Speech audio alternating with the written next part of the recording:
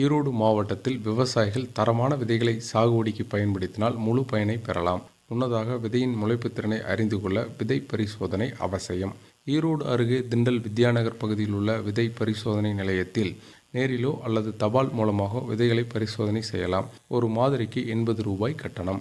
விதை பரிசோதனைக்கு நெல்லுக்கு 400 கிராம், பயிர் வகை சோளத்திற்கு 150 கிராம், மக்காச்சோளம் நிலைக்கடலைக்கு 500 கிராம், எள்ளுக்கு 250 கிராம், வெங்காயம், தக்காளி, கத்தரிக்காய், மிளகாய், கீரை வகைகளுக்கு 10 கிராம், பூசணிக்காய், பந்தல் காய்கறி, வெண்டைக்காய்க்கு 150 கிராம் அளவில் மாதிரிகள் வேண்டும் என ஈரோடு விதை பரிசோதனை நிலைய வேளாண் அதிகாரி ஆசைத்தம்பி தெரிவித்துள்ளார்.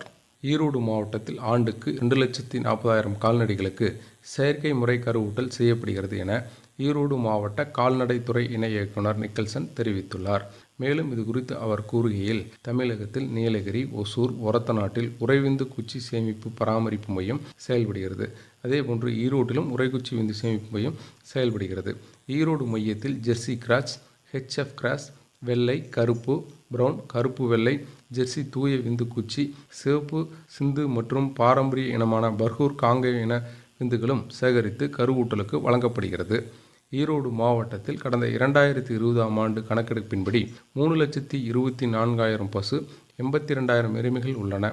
செயற்கை கருவூட்டல் ஆண்டுக்காண்டு சிறிது வேறுபட்டாலும் 2,10,000 முதல் 2,40,000 வரை கால்நடைகளுக்கு ஒவ்வொரு ஆண்டும் கருவூட்டப்படுகிறது.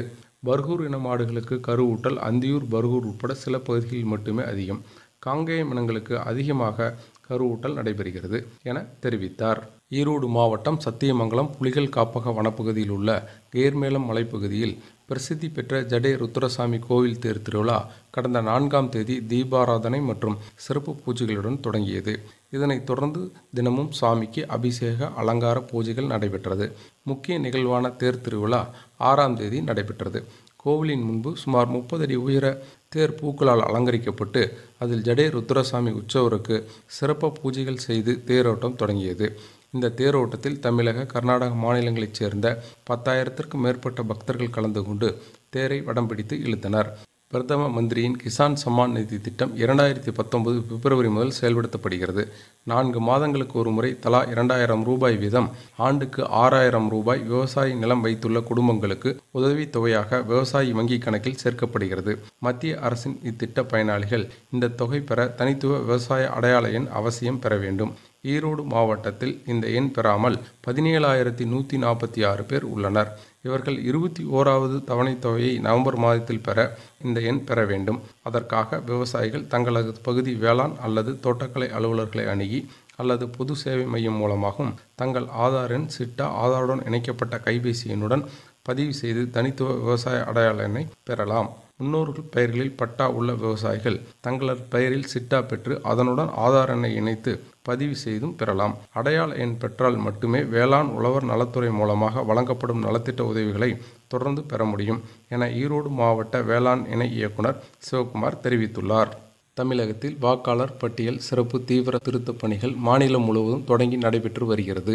ஈரோடு மாவட்டத்திலும் இப்பணியின் முதல் நாளன்று ஈரோடு மாவட்ட ஆட்சியர் கந்தசாமி இல்லத்திற்கு வாக்குச்சாவடி நிலை அலுவலர்கள் மற்றும் மாநகராட்சி ஆணையர் ஆகியோர் நேரில் சென்று வாக்கு கணக்கெடுப்பு படிவத்தை வழங்கி இந்த சிறப்பு திருத்தப் பணிகளை தொடங்கினர். பின்னர் மாவட்ட ஆட்சியர் பெருந்துறை சாலை பகுதியில் உள்ள குடியிருப்புகளுக்கு நேரில் சென்று வாக்காளரின் வீடுகளுக்கு வாக்கு கணக்கெடுப்பு படிவத்தை வழங்கி பொதுமக்கள் தங்களது பெயர், முகவரி உள்ளிட்ட விவரங்களை சரிபார்த்து தேவையான திருத்தங்களை செய்து கொள்ளுமாறு கேட்டுக்கொண்டார். மேலும் வாக்காளர் பட்டியலில் பெயர் சேர்த்தல், முகவரி மாற்றம், புகைப்படம் திருத்தம் உள்ளிட்ட பணிகளை மக்கள் தீவிரமாக பயன்படுத்திக் கொள்ள வேண்டும். குறிப்பாக 18 வயது நிறைவடைந்த இளைஞர்கள் தங்களது பெயரை சேர்த்து கொள்ள இது சிறந்த வாய்ப்பு என்றார். ஈரோடு மாவட்டத்தில் மொத்தம் 8 சட்டமன்ற தொகுதிகளில் 2,222 வாக்குச்சாவடி நிலை அலுவலர்கள் இந்த பணியில் ஈடுபட்டுள்ளனர். ஒவ்வொரு 10 வாக்குச்சாவடிகளுக்கும் ஒரு மேற்பார்வையாளர் நியமிக்கப்பட்டுள்ளதால் மொத்தம் 226 மேற்பார்வையாளர்கள் பணியில் ஈடுபட்டுள்ளனர். இந்த சிறப்பு திருத்தப் பணிகள் அடுத்த மாதம் டிசம்பர் 4ஆம் தேதி வரை நடைபெற உள்ளது. இதனைத் தொடர்ந்து டிசம்பர் 9ஆம் தேதி வரைவு வாக்காளர் பட்டியல் வெளியிடப்படும்.